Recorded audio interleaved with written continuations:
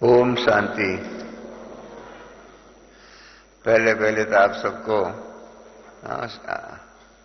हमारे वास्तविक कैलेंडर के मुताबिक तो आज शिवरात्रि है, शिव जयंती है, परंतु कल भारत सरकार ने हमारे महाराष्ट्र राज्य से कई जगह पर कल ही शिवरात्रि मनाई गई, शिव जयंती मनाई गई।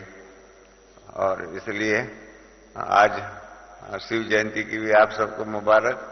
और साथ में जैसे यहाँ लिखा हुआ है, हमारी जो प्लेटिनम जुबिली है अर्थात अमृत महोत्सव, तो ये अमृत महोत्सव के दिन की और शुरुआत जो है कल से शुरुआत हुई। सारा वर्ष जो है हम इस प्रकार से प्लेटिनम वर्ष अर्थात अमृत महोत्सव के रूप में ईश्वरीय सेवाएं करेंगे। तो ये 75वां वर्ष जो है इसी को इस प्रकार से अच्छे में अच्छा मनाना है और इसके द्वारा सेवा का अच्छा कार्यक्रम बनाना है। उसी लिए कल बाबा ने भी जो मुरली में बातें बताई है उसको भी हम रिवाइज करेंगे और प्लेटिनम जुबिली अर्थात अमृत महोत्सव के रूप में जो कारोबार होना चाहिए, करना चाहिए, लक्ष्य क्या रखना चाहिए, इसके ऊपर भी थोड़ी आपस में विचारों के लेन देन करेंगे ताकि प्लानिंग अच्छा हो। हमारे भारत के प्लानिंग के बारे में जापानीज लोगों ने एक बहुत ठीक आलोचना की हुई है। कहा कि हम जापानीज लोग 30 वर्ष प्लानिंग करते हैं और 1 वर्ष में इसको एग्जीक्यूट कर देते हैं, और भारत के लोग जो है 1 वर्ष में प्लानिंग करते हैं और 30 वर्ष तक उसका चलता ही रहता है, ऊपर नीचे होता ही रहता है। और उसके कारण जो है प्लानिंग पूरा नहीं होता है। इसके कारण भारत के इकोनॉमी में बनाने करने में बहुत खर्चा होता है। जैसे हमारे बॉम्बे में सी लिंक बनी हुई है, उसका ओरिजिनल खर्चा तो 3,500 करोड़ था, परंतु डिजाइन चेंज होती रही, कई अनेक प्रकार की बातें होती रही, डिले होती रहे, पगार सबका बढ़ता रहा, उसके कारण 3,500 करोड़ के बदले में 16,800 करोड़ रुपया हो गया। इतना खर्चा होता है फालतू में। तो इस प्रकार से प्लानिंग पूरा होता है तो अच्छे में अच्छे से कारोबार होता है। तो ये प्लानिंग करना चाहिए, सेंट्रल लेवल पर प्लानिंग करना चाहिए, जोन लेवल पर प्लानिंग करना चाहिए और यज्ञ के लेवल पर भी, हेड ऑफिस के लेवल पर भी सारा उसका प्लानिंग होना चाहिए। कल की मुरली के बारे में थोड़ी बातें मैंने नोट की हुई है, मैं आपको सुनाता हूं। गुलजार दादी 7:13 को स्टेज पर आए, बैठे, 7:15 को मतलब ध्यान में जाने के लिए गीत भी बजा और 7:22 को 7 मिनट में गुलजार दादी जो है वो बाबा के पास वतन में पहुंच गई। 7:27 बाबा की पधरावनी हुई और बाबा ने 7:37 10 मिनट बराबर सबको दृष्टि दिया और दृष्टि देकर के मुरली चलाई। मुरली का जो मेन ऑपरेटिव पार्ट जो है, जब बाबा ने कहा अच्छा क्या करना है और फिर बताया गया कि सेवा का टर्न इंदौर जोन का है, तब तक 8:52 तब तक 8:52 हुई थी। उसके बाद जो भी 8:52 से 9:05 तक इंदौर जोन के बहन भाइयों से बात किया। फिर 9:05 से 9:15 तक बाबा ने डबल विदेशियों के साथ में बात किया। उसके बाद स्टेज पर सब दादियां और सब आए, भोग स्वीकार कराया और फिर केक काटा, झंडा लहराया, दीपक प्रगटाया और सबको दृष्टि दिया।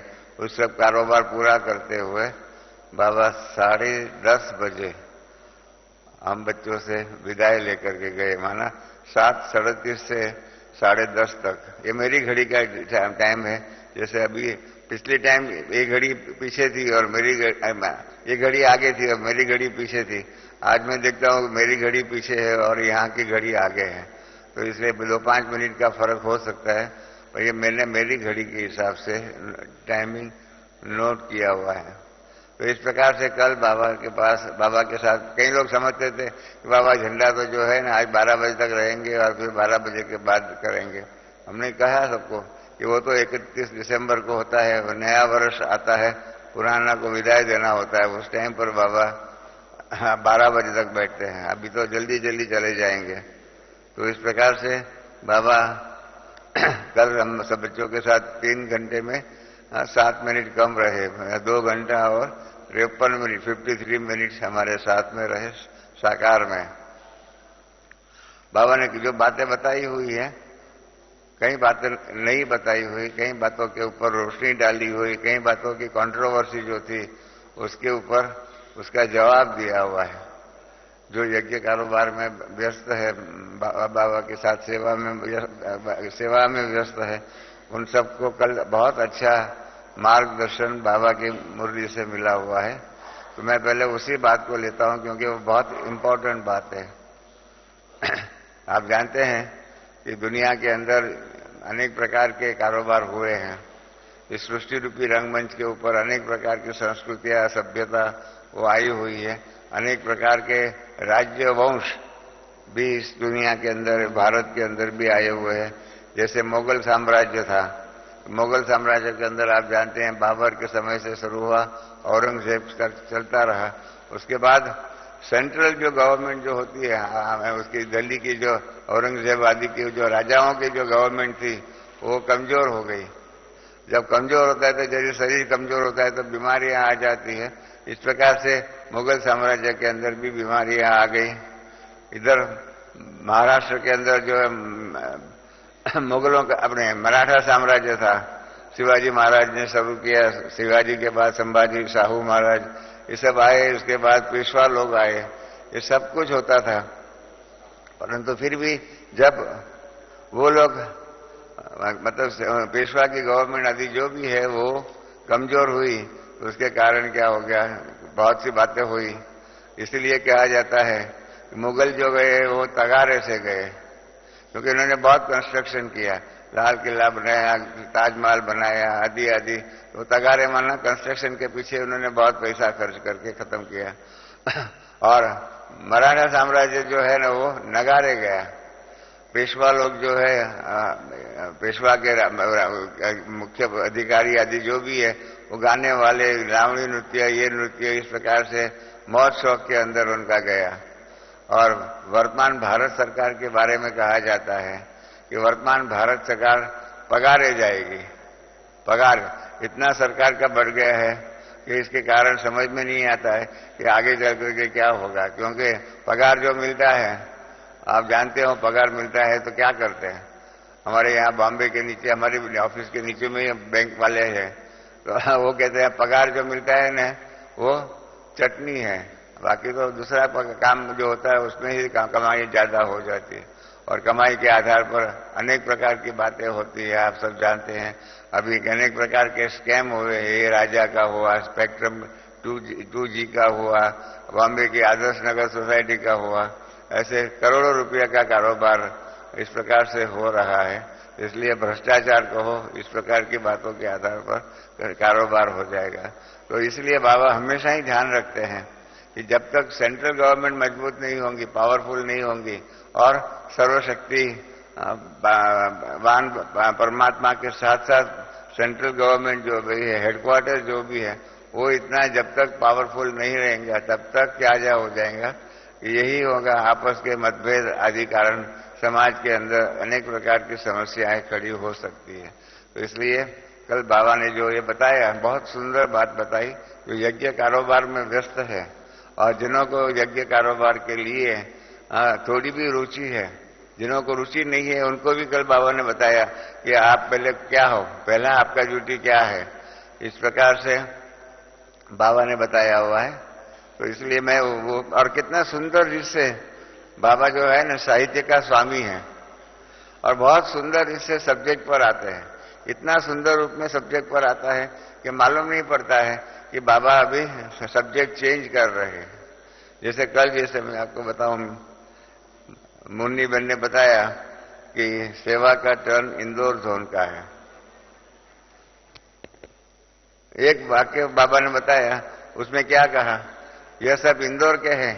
इंदौर वाले जो हाथ वो हिला रहे थे ना 5 भूमिका का, इस प्रकार से इंदौर वाले हिला रहे 5 स्वरूपों की निशानी हाथ में, अच्छा बनाया है करके देखिए। अभी बाबा जो कहना है उसके ऊपर कितने सुंदर से कोई भी प्रकार का जर्क न लगे, कोई भी प्रकार की हमारी भावनाओं के अंदर टक्कर न खाए और हमारी भावनाएं बाबा के बातों के साथ साथ रमण करे, हम आगे बढ़ते रहे। उसके लिए कितनी सुंदर इससे बाबा ने अपनी बात जो कहना था, ये सीखने का है बाबा से कि बाबा को जो कहना है वो प्यार से कह सकते हैं।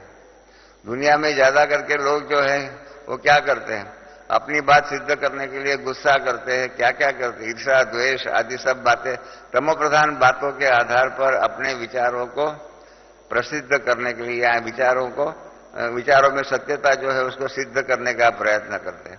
बाबा प्रेम से स्नेह से कितने सुंदर रूप में बाबा करते हैं। ये सीखने का है बाबा से कि सामने वाले को करेक्शन दे। जानकी दादी ने एक क्लास कराया था, बहुत सुंदर बातें कही थी कि आपको किसी को दुश्मन बनाना हो, जानकी दादी ने कहा था, तो उसको करेक्शन दो कि भाई आपने ऐसा नहीं ऐसा कहा था, ऐसा करेक्शन दो, तो वो भाई जो है ना या बहन जो भी होगा वो आपका करेक्शन स्वीकार नहीं करेंगे, आपका दुश्मन ही बनेगा। कहे क्या आप में अकेले में अक्ल है, मेरे में नहीं है क्या, मेरे को क्यों आप करेक्शन देते हो? जानकी दादी ने कहा था कि इसलिए जब बात बनती है उस टाइम पर करेक्शन नहीं दो, क्योंकि सामने वाला रिजेक्ट कर देगा। मतलब बाद में प्रेम प्यार से आपस में बताइए कि कैसे हुआ, ऐसा क्यों हुआ, कैसे बताया, ऐसे ऐसे करके प्रेम प्यार से बाद में बताएंगे तो सामने वाला करेक्शन स्वीकार करेगा। नहीं तो करेक्शन दिया माना दुश्मन बना। तो कल बाबा ने देखो कितना सुंदर एक जो सेंट्रल और स्टेट्स और सेंटर्स के साथ में संबंध कैसे सुंदर होना चाहिए, कितना सुंदर इससे जो टॉपिक जो है उस पर प्रवेश किया है। बाबा देखो क्या कहते हैं, हर एक को अलग देखने से मालूम होता है कि अपने टर्म पर यज्ञ से प्यार है। हर एक टर्न जो यहाँ आते हैं, जैसे अभी था उसके पहले कभी गुजरात का था, कभी महाराष्ट्र का था, कभी यूपी का था, कभी बंगाल का, इस प्रकार के अलग अलग जोन वालों का जो टर्न था, इस प्रकार से बाबा ने बताया कि हर एक को अलग अलग देखने से मालूम होता है कि अपने टर्न पर यज्ञ से प्यार है, क्योंकि बाप ने पहले आते ही यज्ञ रचा। देखिए यज्ञ से प्यार निर्माण करने के लिए बीज क्या है, कि कितना सुंदर से बताया कि हर एक का ध्यान देखने से क्या होगा कि हर एक का यज्ञ के प्रति प्यार है। और ये प्यार क्यों है? क्योंकि बाप ने पहले ही आते से ही यज्ञ रचा। ये रुद्र ज्ञान यज्ञ जो है उसकी रचना पहले बाबा ने ही किया। इस प्रकार से बाबा ने यह विश्वविद्यालय जो है ये इसकी स्थापना परमात्मा ने किया हुआ है। इस बात को हमारे सामने प्रत्यक्ष रूप में बाबा ने इसकी ऑनरशिप को, मालिकपना सिद्ध किया कि पहले बाप ने आते ही यज्ञ रचा और यज्ञ सदा आगे बढ़ना, भरपूर रखना, यही यज्ञ के प्यारे बच्चों का काम है। इसमें बहुत सी बातें आ गई। यज्ञ का सदा आगे बढ़ना और भरपूर रखना, यज्ञ को आगे बढ़ाए, उसकी सेवाएं, उसका विस्तार आदि भी होना चाहिए। साथ साथ यज्ञ जो हेड ऑफिस जो है उसको भी भरपूर रखना, यही यज्ञ के प्यारे बच्चों का काम है। प्यारे बच्चे कह करके हम बच्चों को प्यार भी दे दिया और हमारा ड्यूटी क्या है, लक्ष्य क्या है वो भी बता दिया कि आगे यज्ञ को आगे बढ़ना और भरपूर रखना। जैसे सेंटर का चारों ओर से ध्यान रखते हैं, ऐसे ही यज्ञ का ध्यान रखना यह हर एक बच्चों का कर्तव्य है। यही एक समस्या है। आगे चलकर के ये समस्या कैसे बढ़ेंगी मालूम नहीं है, क्योंकि ये ह्यूमन वीकनेस है, कमजोरियां हैं, मानव स्वभाव की ये कमजोरियां हैं कि अपना जो नजदीक का जो होता है वो ही दिखाई पड़ता है, दूर का दिखाई नहीं पड़ता है। हमारे साने गुरुजी जी करके महाराष्ट्र के बहुत अच्छे लेखक हो गए, उसने ह्यूमन साइकोलॉजी के ऊपर बहुत सुंदर किताब लिखी हुई है कि क्या होता है, अपना घर का कचरा जो है ना, क्या करते हैं, अपना घर का कचरा निकाल करके पड़ोसी के आंगन में रख देते हैं और पड़ोसी अपने घर का कचरा आपके आंगन में रख देते। आखिर में तो आपका कचरा ही आपके पास आता है, उनका कचरा उनके ही पास जाता है। तो इस प्रकार से ऐसे ही ह्यूमन साइकोलॉजी है कि अपना ही और अपना अपना रखते हैं, अपना अपना रखता है, पराया पराये रखते हैं। गीता के भी स्टार्ट इसी से हुआ। धृतराष्ट्र संजय को कहता है, धर्म क्षेत्रे कुरुक्षेत्रे मामकास्य पांडवस्य, मेरे और पांडवों के बच्चे पांडव जो है उसके बीच में क्या हुआ, ये संजय मेरे को बताओ। तो मेरापन जो आया, मेरापन के कारण क्या हो गया, अगर धृतराष्ट्र में मेरापन और इसके कारण उसको जो सावधानियां मिली हुई थी कि दुर्योधन के द्वारा ये होगा वो होगा, इस प्रकार की बातें जो है उसको सुनाई गई थी कि सारा ही गुरुवंश का विध्वंस का निमित्त दुर्योधन बनने वाला है। तब से परंतु क्या करें, पुत्र के प्रति मोह के कारण मेरा बच्चा करके, मेरा बच्चे इस प्रकार से कह करके इन्होंने पांडु के पुत्रों को निग्लेक्ट किया, उनको हमेशा ही बदनाम किया। परिणाम रूप आखिर में युद्ध हुआ और फिर धृतराष्ट्र के 100 बच्चे शरीर छोड़ करके मर गए। तो इस प्रकार से ये जो है, यहाँ भी ऐसी ही बात है कि जैसे सेंटर पर चारों ओर से ध्यान रखते हैं, ऐसे ही यज्ञ का ध्यान रखना, दोनों के बीच में समानता रखनी चाहिए। सेंटर का भी करो, ऐसा नहीं वावर का नहीं करो। हाँ, जैसे सेंटर पर चारों ओर से ध्यान रखते हो, ऐसे ही यज्ञ का ध्यान रखना यह हर बच्चे का कर्तव्य। जैसे 2 आंखें होती है, एक आंख से सेंटर, दूसरी आंख से यज्ञ, एक हाथ से सेंटर तो दूसरे हाथ से यज्ञ, इस प्रकार से करना चाहिए। बाबा ने देखा है कि अभी तक इस टर्न लेने में सभी पास हुए हैं, कोई भी कमी नहीं रही है। जैसा टर्न के टाइम यज्ञ का ध्यान रखा, हाँ, जो भी आए, अभी समझो इंदौर वाले आए हुए आरती बहन के कनेक्शन से, यज्ञ का ध्यान रखते हैं, रात को जाग करके सफाई कराना, ये हर बात का ध्यान पूरा ही रखते हैं। इस प्रकार से बाबा कहते हैं कि जैसे इस अपने टर्न के समय पर यज्ञ का ध्यान रखा और अनुभव किया, अपने सेंटर पर भी रहते हैं, हर एक यज्ञ रक्षक है। आप सेंटर पर रहते हो पर किसका रक्षक हो, यज्ञ के रक्षक है। यज्ञ निवासी वाले सिर्फ नहीं, यज्ञ में सेंटर निवासी जो यहाँ रहते हैं, आबू में रहते हैं, उनकी फर्ज यज्ञ की रक्षा करने का नहीं है, सबकी है। हर एक ब्राह्मण बच्चा यज्ञ प्यारा है और यज्ञ रक्षक है। हमारी फंडामेंटल ड्यूटी बाबा ने कल बता दी कि हम सब क्या है, यज्ञ रक्षक है। ये बहुत सुंदर बात कही है बाबा ने, यज्ञ रक्षक कर करके हमारे दिल के अंदर यज्ञ की रक्षा के बारे में एक प्रकार की उत्तेजना भरी। अब ऐसे अपने को जिम्मेवार समझ करके सदा चलना। यह टर्न पूरा हुआ लेकिन वहां रहते भी ध्यान हो और पूछते रहो। अभी समझो इंदौर वाले जो है चले जाएंगे, इसके पहले और जोन वाले थे चले जाएंगे, उसके बाद क्या करना चाहिए, बाबा ने उनको भी ड्यूटी बताई कि वहां अपने सेंटरों पर भी जाओ तो भी वहां से यज्ञ के बारे में पूछते रहो। जैसे अभी टर्न में खरीदारी करके आते हो ना, ऐसे सदा यज्ञ का ब्राह्मण माना ही यज्ञ रक्षक।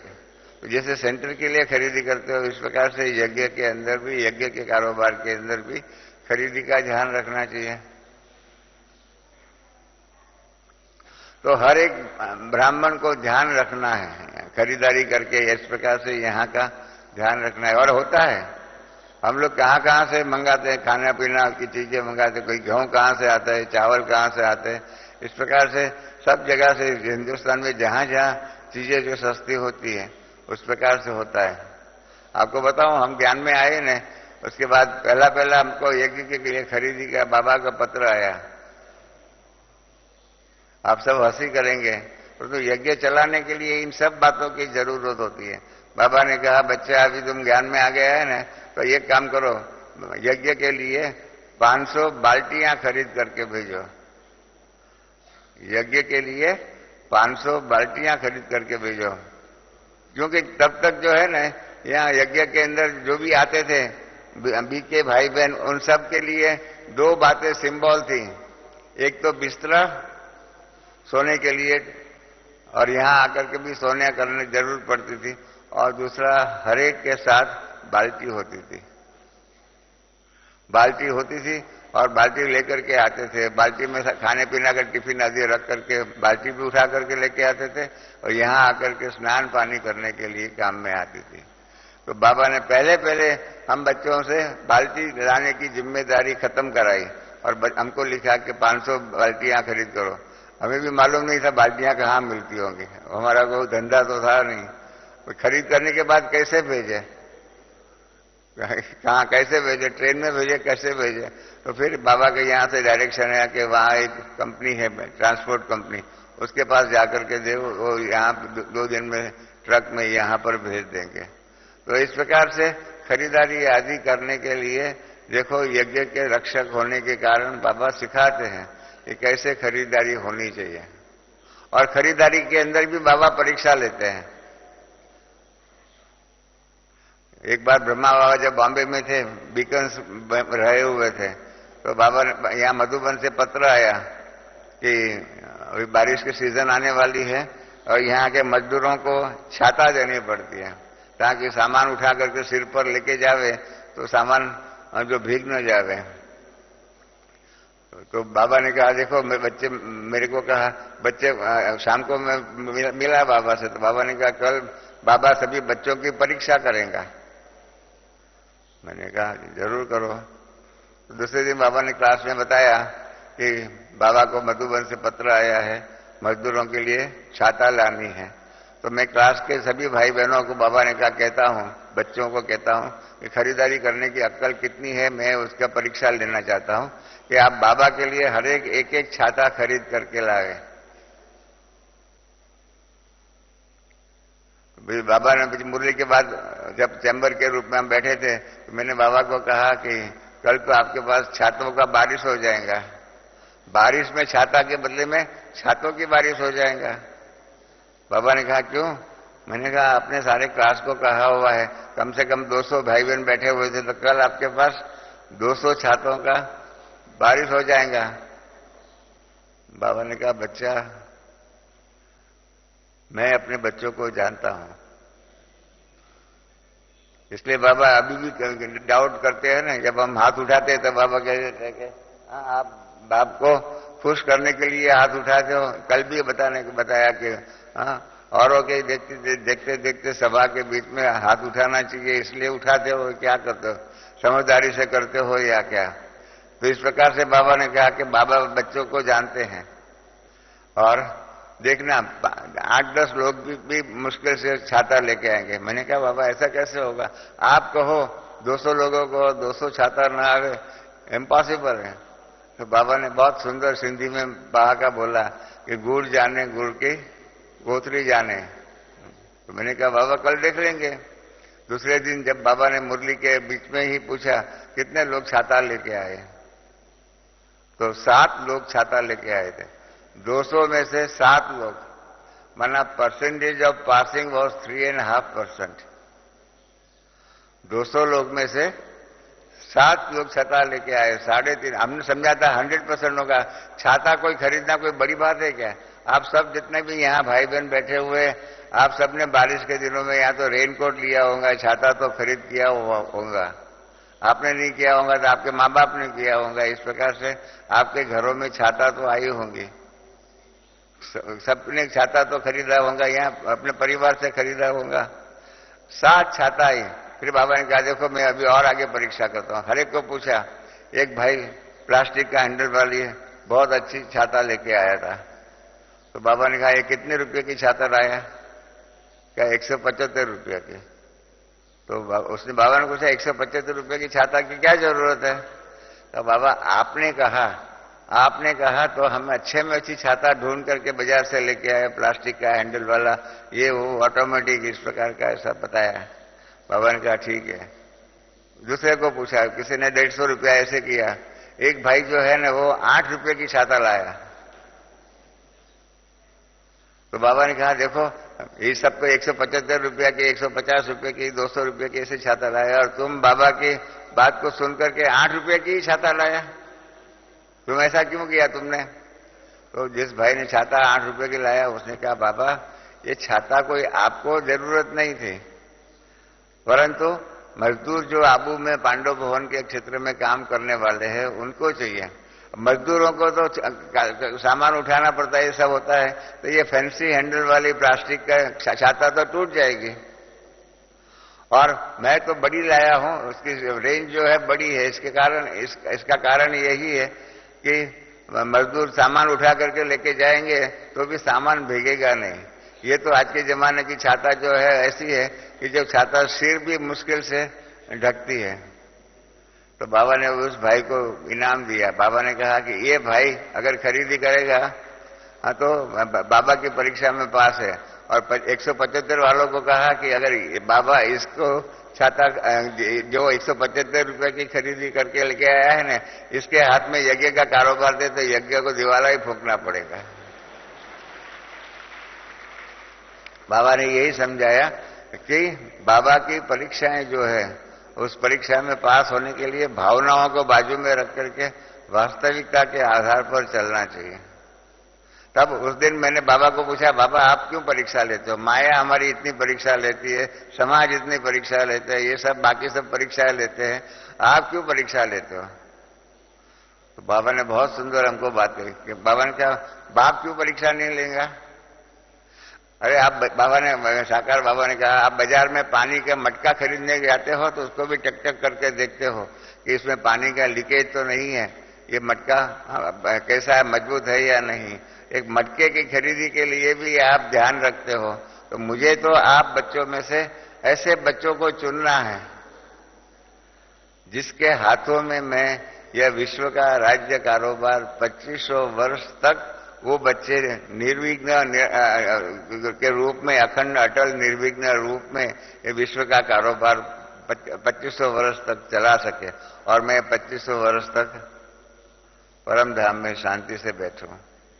तो जिसको 2500 वर्ष तक जिसको बिठाना है, कारोबार जिसको देना है, इसकी मैं परीक्षा नहीं करूं तो क्या है। इसलिए आप सबको ये बताना चाहता हूं कि बाबा भी परीक्षा लेते हैं और बाबा की परीक्षा 1 सेकंड की होती है। एक अगत्य मुरली में बाबा ने कहा है कि अंतिम परीक्षा 1 सेकंड की होंगी और इस 1 सेकंड की परीक्षा में जो पास होगा वो बिंदीधारी बनेगा, माना सत्योगी बनेगा। और अंतिम परीक्षा 1 सेकंड की जो होगी उसमें जो फेल होगा वो चिंदीधारी बनेगा। तो मैंने बाबा को पूछा कि आप क्यों ऐसी परीक्षाएं क्यों लेते हो? तो बाबा ने क्या कहा मालूम है? बाबा ने कहा आखिर तो ऐसे एक अंतिम परीक्षाएं जो आप सबके सामने आने वाली है 1 सेकंड की होगी। और ऐसा होता है, हमारी साइकोलॉजी कैसी है। एक सेंटर के पास जो है एक माटाडोर थी, तो माटाडोर थी तो उस टाइम पर यज्ञ में एक खाली एक डॉज व्हीकल था और कोई नहीं था। तो हमने कहा उस भाई को कहा, जिस सेंटर के भाई थे उनको हमने कहा कि आपके सेंटर पर माटाडोर है, यहाँ यज्ञ में अभी अप्रैल मई महीने में बहुत सेवा होगी, बहुत लोग आते रहेंगे, तो आप अपनी माटाडोर यज्ञ को देंगे 2 महीने के लिए। ये हमारी 1 सेकंड की परीक्षा थी उसकी। और उसने 1 मिनट में कहा, अरे रमेश भाई हम कैसे दे सकते हैं, हमारे सेंटर पर कितनी सेवा होती है, सब सेवाओं को छोड़ करके हम अपनी माटाडोर यज्ञ में कैसे भेज सकते हैं, आप भी थोड़ा ध्यान रखो हमारा। मैंने कहा ठीक है, नहीं भेजना। फिर मैंने कहा मैंने तो खाली आपकी परीक्षा लिया कि आपके दिल में यज्ञ ज्यादा प्यारा है या आपका अपना सेंटर प्यारा है। हम कोई आपसे मंगाने वाले नहीं थे, यज्ञ कोई जरूरत पड़े तो यज्ञ खरीद भी कर सकता है, ऐसी कोई बात नहीं है। परंतु आपके दिल में ये यज्ञ स्नेही, यज्ञ के प्रति सद्भाव, हाँ, और यज्ञ रक्षक आप कहाँ तक बने हुए हो उसकी मैंने परीक्षा किया। तो फिर जब उसने कहा अच्छा आपको जरूरत नहीं थी, तो कहा नहीं थी। मैंने कहा नहीं थी, तो कहा तो मैं यहाँ भेजने लिए तैयार हूं। मैंने कहा अभी क्या जरूरत है। जब हमने पूछा तब तो आपने ना कह दिया। अभी आपको मालूम पड़ा कि यज्ञ की जरूरत नहीं है, तब आप ऑफर करते हो। तो इस प्रकार से यज्ञ और हेडक्वार्टर का और इसके कारोबार में बहुत बहुत कुछ ध्यान रखना पड़ता है।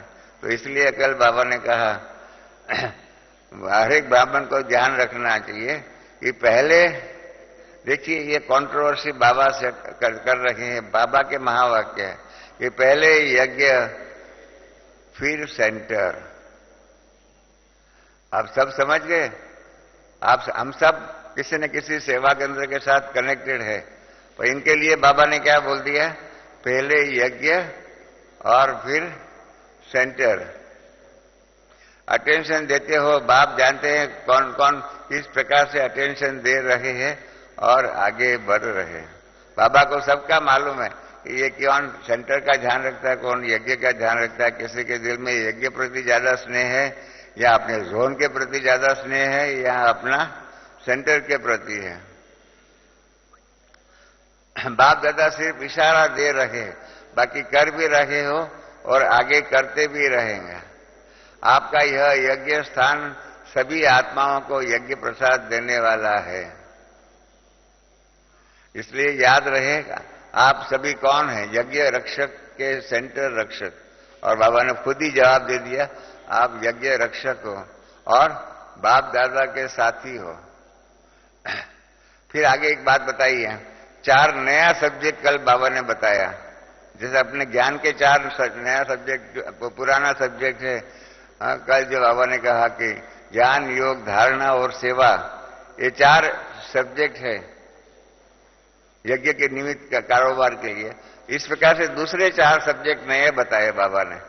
आज तक हम सुनते थे, परंतु यज्ञ सेवा के अंदर ये 4 सब्जेक्ट है, ये हमें मालूम नहीं था। कल बाबा ने कहा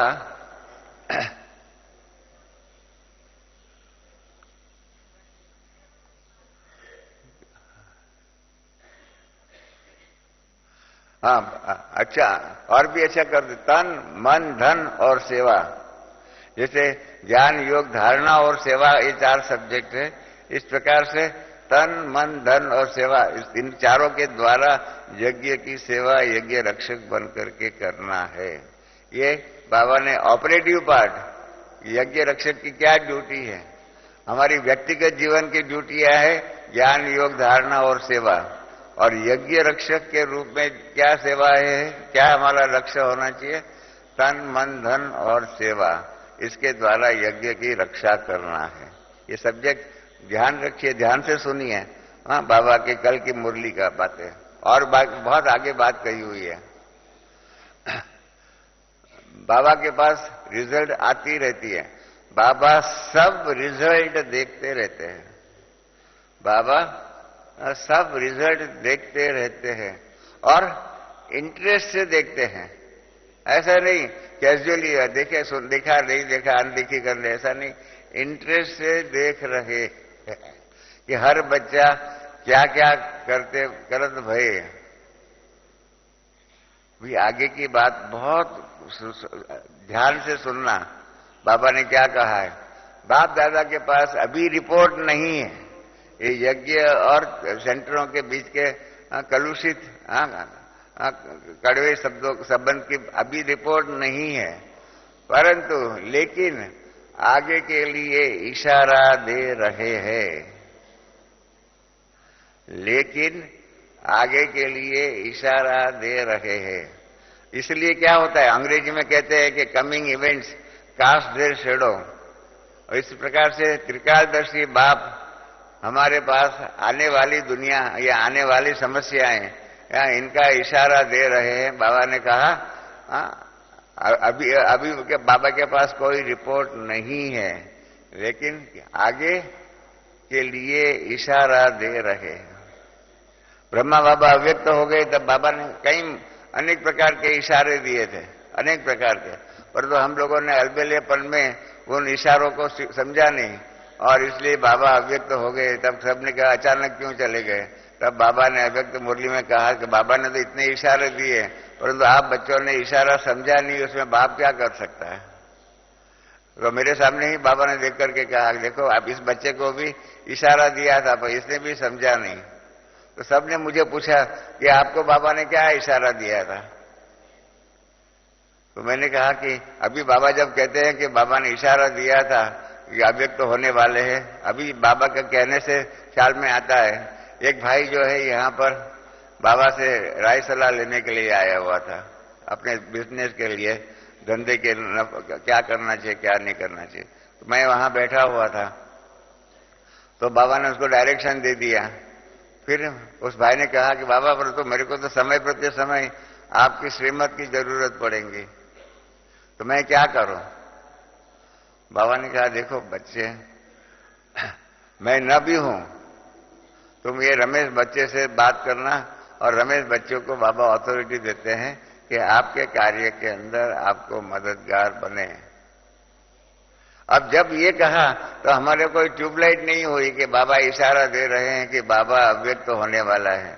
हमने समझा बाबा न हो, तो हमने समझा क्योंकि बाबा के साथ टेलीफोन पर बात नहीं कर सकते, एक ही टेलीफोन था 2-3, वो भी महीने में 15 दिन बंद रहता था, बिगड़ा हुआ रहता था, इसलिए टेलीफोन से बात नहीं हो सकती है। हम बॉम्बे में रहते हैं, तो बॉम्बे के अंदर सहज इससे फोन हो सकते हैं, इसीलिए बाबा ने कहा होगा। परंतु अब मालूम पड़ा कि बाबा ने वो इशारा दिया कि बाप न हो तब, मतलब बाबा अव्यक्त हो जाए तब इस प्रकार से होगा। उसके बाद हमने बहुत बार पश्चाताप किया कि बाबा के इशारों को हम समझते नहीं है, और जब समझते नहीं है इसके कारण क्या होता है, हम सावधान नहीं होते हैं, और सावधान नहीं होते इसके कारण क्या होता है, आने वाली समस्या के बारे में पहले से ही तैयारी कर करके इस समस्या का सामना करने के लिए तैयार रहे। कल बाबा ने ये पहली बार इस प्रकार से कह दिया है, हाँ बाबा ने इशारा दिया है। त्रिकालदर्शी बाप और क्या कर सकता है, सीधा बता नहीं सकते हैं, क्योंकि बाबा को हमने एक बार कहा था कि बाबा आप हमको बता क्यों नहीं देते हो, ऐसी ऐसी परीक्षा आने वाली है। बहुत बाबा ने सुंदर बात कही कि बच्चे ये ड्रामा रियल ड्रामा है, आर्टिफिशियल ड्रामा नहीं है। आप सिनेमा में देखते हो, ड्रामा में देखते हो, इस प्रकार से वो सब आर्टिफिशियल है। यहाँ तो लाइफ के साथ कनेक्शन वाला है, और विश्व का इतिहास के साथ ये ड्रामा कनेक्शन में है। इसीलिए बाबा रियल ड्रामा को आर्टिफिशियल नहीं बना सकता है, इसलिए जितना हो सके इतना सूक्ष्म रूप में बाप बच्चों को सावधानी दे सकते हैं। और सावधानी को समझना नहीं समझना बच्चों के बुद्धि के ऊपर है। अगर बच्चे समझते नहीं हैं और अलबेले रहते हैं तो उसमें बाप क्या कर सकते हैं। तो इसीलिए मैं आपको ये बात स्पष्ट करना चाहता हूं कि आगे चल करके यज्ञ और सेवा केंद्रों के बीच में, यज्ञ और जोन, या तो यज्ञ जोन और सेवा केंद्र के बीच में संबंध में जो दरारें आएंगी, जो भी प्रॉब्लम्स आएंगे, उसके बारे में बाबा ने कल ही बता दिया है कि बाबा आगे से आगे के लिए इशारा दे रहे। अब ये इशारा क्या होगा क्या नहीं होगा वो मुझे मालूम नहीं है। आप सब भी बुद्धिवान बैठे हुए हैं, अनुभवी बैठे हुए हैं, सब अपने जीवन की परीक्षाएं जो भी है, समस्याएं जो भी है, उसको अच्छी रीत से जानते हो। तो जब अपने जीवन की समस्याओं के बारे में ध्यान रखते हो, इस प्रकार से यज्ञ की रक्षा के बारे में भी, यज्ञ के अंदर यज्ञ और जोन, यज्ञ के सेवा केंद्र आदि के संबंधों आदि के बारे में जो भी भविष्य में होगा, और बाबा इशारा दे रहे हैं, माना ऐसा कुछ हो सकता है। हम सब स्पेक्युलेट कर सकते हैं, चिंतन कर सकते हैं, परंतु उसके बारे में उसकी यथार्थता और उसका स्वरूप क्या होगा वो हमें मालूम नहीं है। तो इसलिए बाबा ने कल ये इशारा दे दिया है, और इसके कारण हर एक बाबा के बच्चे, यज्ञ रक्षक बाप के यज्ञ रक्षक बच्चों की फर्ज है कि ऐसा वातावरण संबंध में, सेंटर, जोन और यज्ञ, इसके बीच में ये न हो, उसके बारे में काफी मेहनत करनी पड़ेगी, तैयारी रखनी पड़ेगी, और आने वाली समस्याओं के सामना करने के लिए अपने को क्या तैयार रखना पड़ेगा। ये बात बहुत सुंदर कल सावधानी के रूप में बाबा ने हम बच्चों को दिया है। हमको भी जब सुना मुरली तब हमारे भी ध्यान में नहीं था। आज सुबह हमने रात को 2:30 बजे मुरली पढ़ी तो मैंने देखा तब इसमें आया कि ये आगे चल करके आगे के लिए बाबा इशारा दे रहे हैं। हमने कहा ये तो बहुत इंपॉर्टेंट बात थी। हमने जब मुरली सुनी तब तो हमने मिस किया ये इशारा। आप समझ गए, ये इशारा बाबा का है, मेरा कहने का बराबर है। बाबा ने आगे चल करके इन संबंधों में जो दरार पड़ने वाली है उसके लिए इशारा दे रहे हैं। और जिस दिन यज्ञ जो हेड ऑफिस जो है वो कमजोर हुआ, आप समझ लो कि यज्ञ की परिस्थितियों में, यज्ञ के कारोबार में अनेक प्रकार की समस्याएं बढ़ती रहेंगी। जैसे मैंने आपको एग्जाम्पल दिया कि मुगल साम्राज्य भी ऐसा ही हुआ। हेडक्वार्टर जो था, दिल्ली गवर्नमेंट जो थी उनकी, वो कमजोर हुई। और ऐसे ही मराठा साम्राज्य का हुआ। और अभी भी मनमोहन सिंह की गवर्नमेंट का क्या है, वो इतनी स्ट्रांग नहीं है। और इसलिए स्टेट्स के आदि के कारोबार के कारण, गठबंधन के रूप में जो कई बातों की कमजोरी के कारण और उनको चलाना पड़ता है। मनमोहन सिंह ने नहीं कहा कि गठबंधन के कारण अनेक प्रकार के हमें परिस्थितियों का सामना करना पड़ता है, कॉम्प्रोमाइज करना पड़ता है। पढ़ा ना आप लोगों ने, चीफ प्राइम मिनिस्टर ने बेचारे ने अपनी मजबूरियां बताई।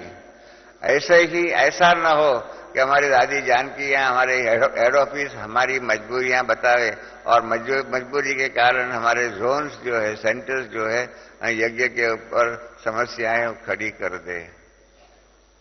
बहुत गुह्य बातें हैं, परंतु गुह्य बात का बाबा ने बहुत सरल शब्दों में इशारा दे दिया है।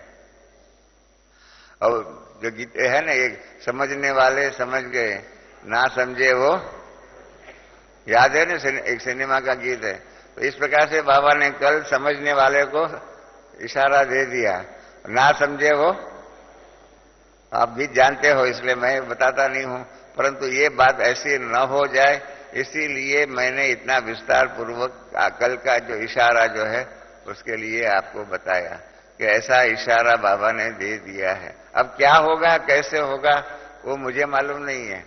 आप सब, आप बाबा के बच्चे बैठे हुए हैं जिसको बाबा ने यज्ञ रक्षक की टाइटल भी दिया हुआ है।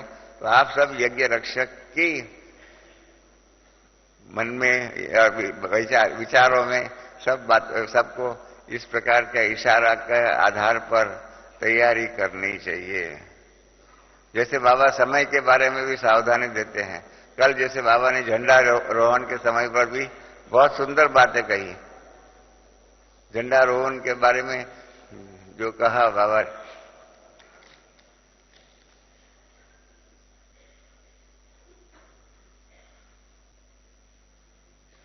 ये झंडा लहराना ये भी विश्व की सेवा है। आकर्षण तो हो और सब गीत गाए। इसके बारे में मेरा एक विचार है। हमने देखा सब जगह पर बाबा के झंडे जो है ना, डेकोरेशन के रूप में लगे हुए हैं। वास्तव में डेकोरेशन के रूप में और कोई लगाइए बाबा का झंडा, क्योंकि फिर कईयों का गिरते हैं, कईयों के ऊपर उसका झंडे के पांव पड़ता है और सब कुछ हो जाता है। यहाँ पर झंडा लगता है। इस प्रकार से जो है ये झंडा हमारा रिस्पेक्ट और रिगार्ड का सिंबल है। झंडा हमारा डेकोरेशन का मतलब नहीं है। उनके साथ डेकोरेशन तो और कई बातों से हो सकता है। उसके लिए इस बाबा का चित्र का झंडा लगा करके एक प्रकार के ये बाबा का, बाबा की जो उसके लिए जो रिस्पेक्ट रिगार्ड दिखाना चाहिए नहीं होता है। कई जगह पर हमने देखा हुआ है कि सेंटरों के ऊपर झंडा लगा हुआ होता है, फटा हुआ होता है। फटे हुए झंडा ऐसे हवा में ऊपर हिलता रहता है। एक सेंटर में तो मैंने कहा, बहन ये झंडा हिलता रहता है, फटा हुआ है। तो कहा क्या करे, हर महीने बदलना ही पड़ता है। अभी भी इसको पिछले 10-12 दिन से वो फट गया है। जब तक चलता है फटा हुआ तो चलाते रहते हैं, बाद में हम चेंज करेंगे। हमने कहा ये नहीं, यज्ञ की ये झंडा जो है उसके भी नियम बने हुए हैं। वास्तव में ऐसा नियम है मिलिट्री के अंदर कि झंडा सुबह सूर्योदय के समय पर लहराना चाहिए और सूर्यास्त के साथ ये झंडा जो है उसको भी उतार देना चाहिए। आज पांडव भवन से आप देखेंगे हमारे सामने ही राजस्थान गवर्नमेंट का सर्किट हाउस है और जब गवर्नर आता है तो गवर्नर जब आता है तब झंडा लहराते हैं। तो जब हम देखते हैं हमारी खिड़की से तो झंडा जो लहराता है समझ जाते हैं कि यहाँ राजस्थान का गवर्नर आया, और शाम को झंडा निकाल देना पड़ता है। ये वास्तविक झंडा के रिस्पेक्ट रिगार्ड के लिए ये बात होती है। जैसे कैप है, मिलिट्री में हम लोग एनसीसी में थे, हमको बताया गया था कि कैप जो है आप बाहर पहनो, सब कहाँ भी पहनो, जैसे अंदर कमरे में दाखिल होते हो जैसे जूते निकालते हो ऐसे आपको कैप भी निकाल देनी चाहिए। रात पड़े तो जो ये जो कपड़े जो है ना उसको स्लीव जो है ऐसे टर्न वो भी की होती है ना, वो निकाल के सीधी कर देनी चाहिए और फुल स्लीव का अपना ड्रेस कर देना चाहिए। ऐसी हर जगह पर डिसिप्लिन होती है। तो हमारे यज्ञ में भी इस प्रकार के डिसिप्लिन के द्वारा ये सर झंडा अच्छा है, परंतु ये झंडा रिस्पेक्ट रिगार्ड का सिंबल ये है और ये डेकोरेशन का सिंबल नहीं है। ये मेरी मान्यता है, मैं आपको फोर्स नहीं करना चाहता हूं, परंतु हमने जो सीखा हुआ है एनसीसी आदि में, हमको मिलिट्री के रूल्स सिखाए गए थे, इसके आधार पर मुझे भी लगता है कि झंडा का रिस्पेक्ट रिगार्ड अपने संस्था में जितना होना चाहिए इतना नहीं होता है और उसका डेकोरेशन के रूप में ऐसे ऐसे अनेक कामों में लग जाता है। तो बाबा ने कहा कि यह झंडा लहरा यह अभी विश्व की सेवा है। और फिर बाबा ने जो कहा हुआ है, हम सबको सेवा का एक तरीका बताया हुआ है। अभी जहां रहते हो वहां देखना हमारे आसपास कितने हैं जिनको बाप का पता नहीं है। आप जहां रहते हो पता नहीं है, किसी भी तरीके से नहीं आते हैं तो उनका हाथ में पर्चा दो, नहीं तो पोस्ट बॉक्स में भी डाल दो। ये हुआ है हमारे बॉम्बे में, कई सोसाइटियां जो होती है ना उसके अंदर पोस्टमैन आदि को ऊपर जाने नहीं देते हैं। हर एक के नीचे पोस्ट बॉक्स डब्बा, पोस्ट का डब्बा रहता है और उसमें ही पोस्टमैन को भी उसमें ही पोस्ट डालने की होती है। तो इसलिए जब हम हमारे बहन भाई पर्चा बांटने के लिए जाते हैं तो वहां का चौकीदार कहता है कि हर एक के पोस्ट बॉक्स में एक एक लिफलेट आपका डाल दो, हम ऊपर आपको नहीं जाने देंगे। तो यही बात बाबा ने कही है कि पोस्ट बॉक्स में डाल दो, संदेशा दे दो, ताकि उलेना न रहे कि हमको पता क्यों नहीं दिया। कैसे भी किसी के भी द्वारा यह संदेश जरूर पहुंचा हुआ, सेवा सभी की रही हुई है। सब समझे कि अगर हमने सेवा कर लिया है, बाबा ने ओपनली रिजल्ट दे दिया कि सेवा सभी की रही हुई है। आपके मोहल्लों में सबको संदेश मिला, नहीं मिला है तो कर लो। और आगे सावधानी बाबा ने दिया हुआ है, अचानक सब हो जाएगा फिर याद आएगा हमने नहीं किया, हमने नहीं किया, इसलिए पहले से ही कर लो। समझा? जरूर करना। अच्छा, यह हकीकत है। हम लोगों ने भी जब ज्ञान में आए तो उस दिनों में साकार बाबा की मुरलियां में आता था कि charity begins at home, charity begins at home. तो आप जहां के हो, जहां जिस स्थान के हो, वहां पर सेवा का स्थान खोलना चाहिए। इससे साकार बाबा की प्रेरणाएं मिलती थी। तो इसलिए हमारे लौकिक माता जी और बॉम्बे में दूसरी एक माता है, वो भावनगर के नजदीक में थी, रहती थी, डकाना करके गांव था। तो दोनों ने मिलकर के स्पॉन्सर किया और भावनगर में सेवा केंद्र खोला। क्योंकि हम लोगों को एक समस्या थी, बाबा हमको पूछते थे, बच्चे गुजरात के लोग जो है कैसे होते हैं, गुजरात के लोग बाबा का संदेश स्वीकार करेंगे या नहीं। तो हमने उनको बाबा को बताया था कि गुजरात के लोग सात्विक तो होते हैं, और तो कई बार उनकी भक्ति पूरी नहीं होती है, तो भक्ति नहीं पूरी होती है तब तक नहीं स्वीकार करेंगे। तब हमने भी बाबा को कहा कि हम भावनगर में सेंटर खोलते हैं और देखते हैं कि अगर, क्योंकि वहां हमारे रिश्तेदार रहते हैं, उसके कारण हमारे को ईश्वरीय सेवा करने का आसान होगा। तो बाबा ने कहा भले एक्सपेरिमेंट करो। एक्सपेरिमेंट किया और भावनगर के अंदर वहां के महाराजा ने आकर के उद्घाटन किया आदि आदि। तो बहुत अच्छा रिजल्ट रहा, क्लास भी अच्छा जम गया। उसके आधार पर फिर मेहनत किया, अहमदाबाद के अंदर प्रभु पार्क सोसाइटी के अंदर सेंटर किराया पर लिया। उस जमाने में कोई यज्ञ को किराया पर मकान देने के लिए तैयार नहीं था। तो हमने फिर कहा कि हमारे नाम पर हम के मकान लेते हैं। तो जो विद्या बहन करके जो थी उसकी मालिकन बहन, मालिक बहन, तो उसने कहा कि हम आपको देंगे, आपकी संस्था को नहीं देंगे, क्योंकि हमें मालूम नहीं है आपकी संस्था क्या करेंगे क्या नहीं करेंगे। और उसके बाद बड़ौदा में खोला। इस प्रकार से पहले 3 गुजरात के सेवा केंद्र खुल गए। इसी कारण, इसी महावाक्य के आधार पर कि चैरिटी बिगिंस एट होम। और परिणाम रूप आज देखिए गुजरात के अंदर कितनी अच्छी सेवाएं हो चुकी हैं। तो इस प्रकार से चैरिटी बिगिंस होम के द्वारा अपने लौकिक परिचय वाले आदि की भी ईश्वरीय सेवा होनी ही चाहिए।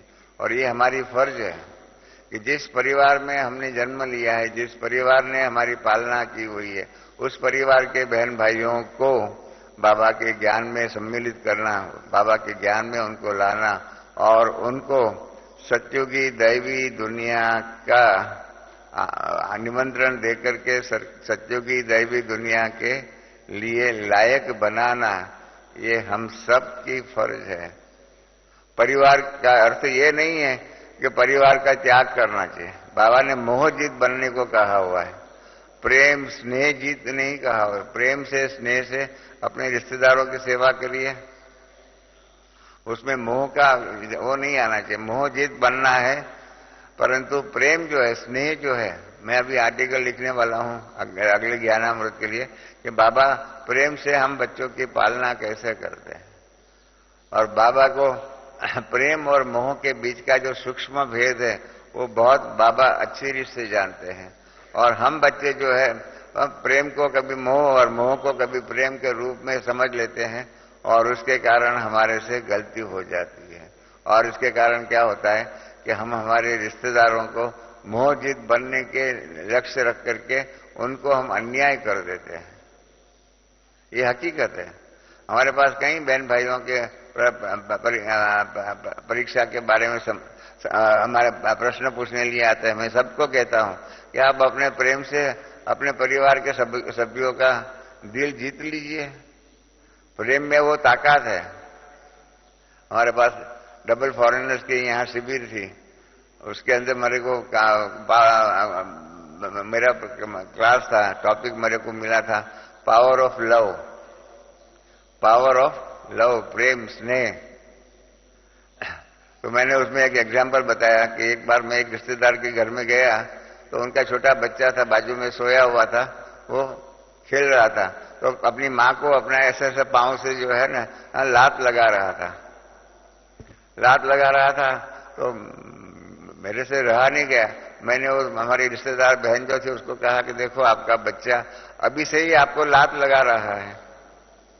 तो कहा कहाँ लात लगा रहा है? मैंने कहा देखो ये ऐसे ऐसा कर रहा है।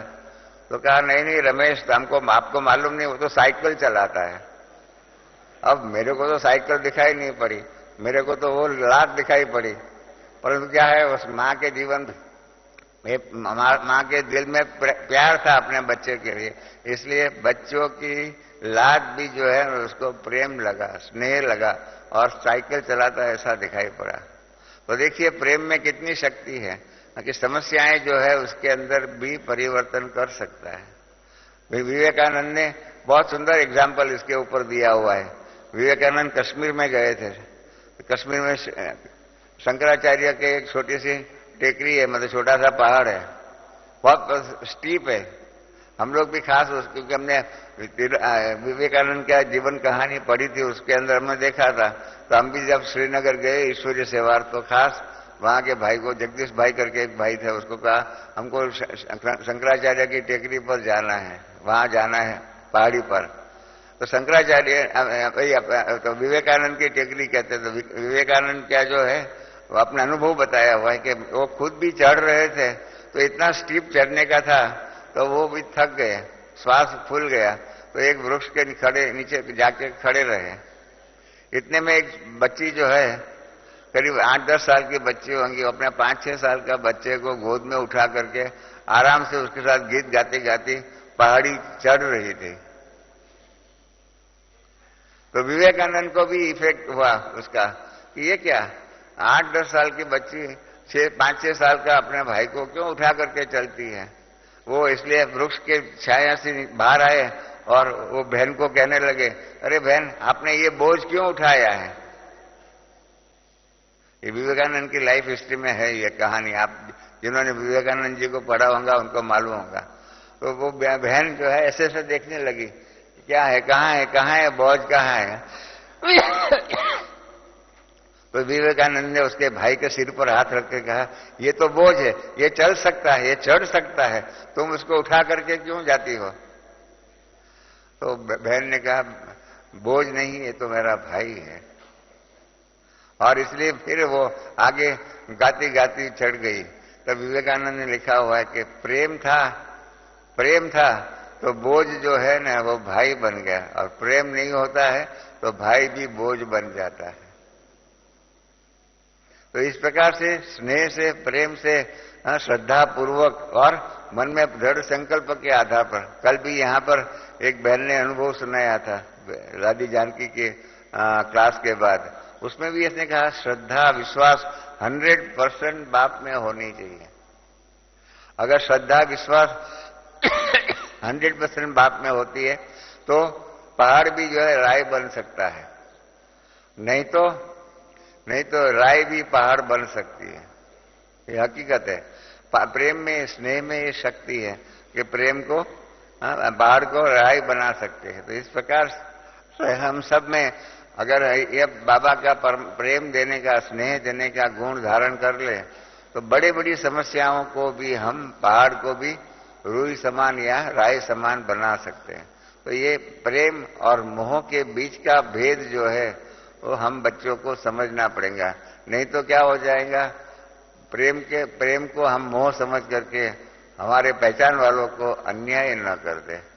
क्योंकि गृहस्थ व्यवहार में रहते हैं, तो इन गृहस्थ व्यवहार में रहते हुए जो भी रिश्तेदार हमारे हैं उनकी सेवा करने का गोल्डन चांस मिल सकता है, ये हमारे हाथों में।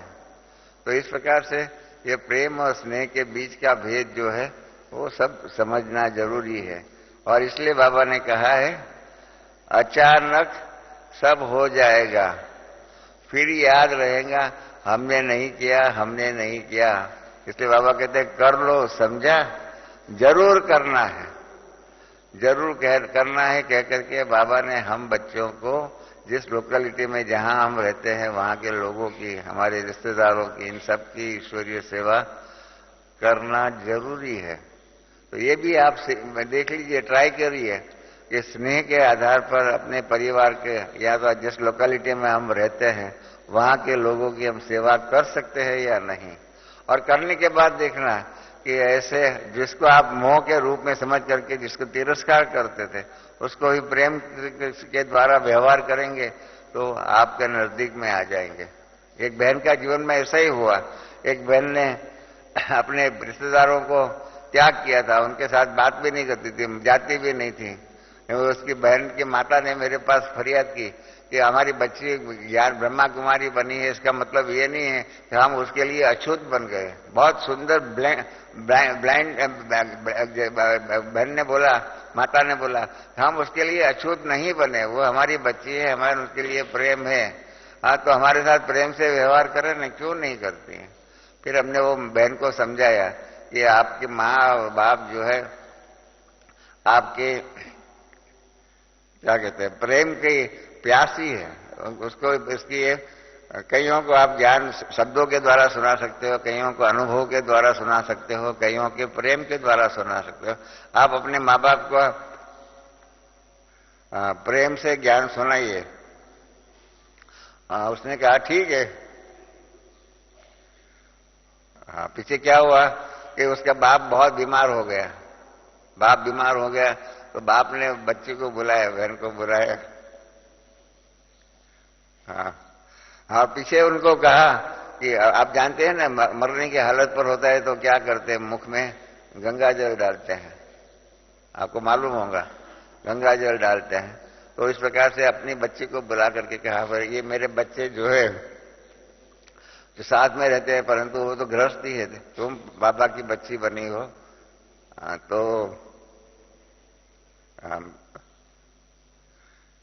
क्या कहते हैं, हाँ, मेरा अंत मते सो गति हो जाए, इसके लिए तुम अपने हाथों से मेरे को ये गंगा जल पिलाओ,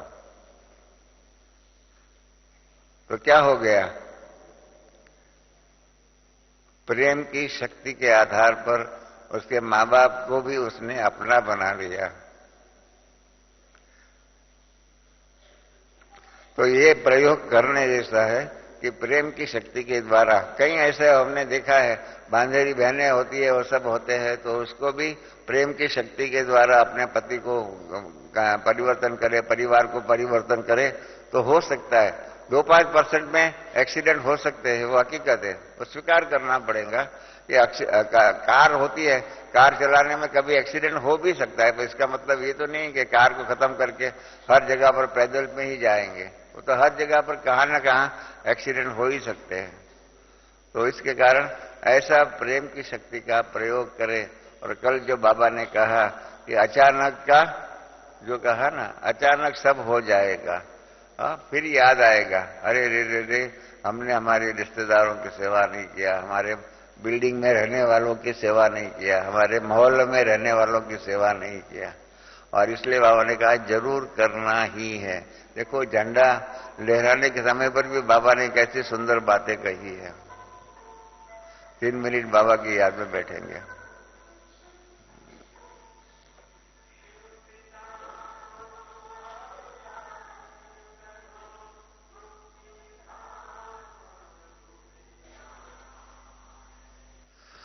ओम शांति।